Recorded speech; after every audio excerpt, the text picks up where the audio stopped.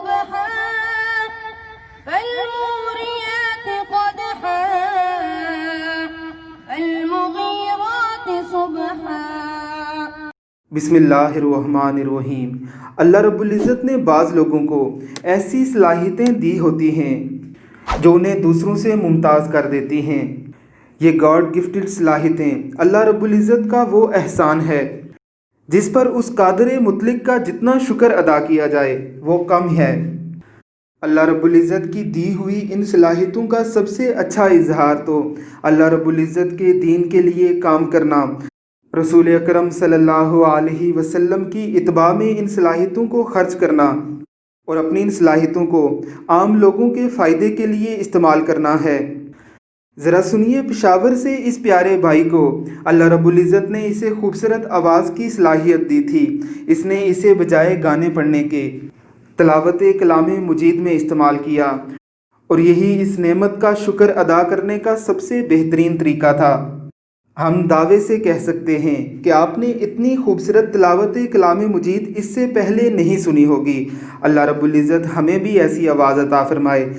अल्लाह रब्बुल इज़्ज़त हमें भी अपने बच्चों की ऐसी तालीम और तरबियत करने की तौफ़ीक़ अता फ़रमाए। आमीन सुम आमीन।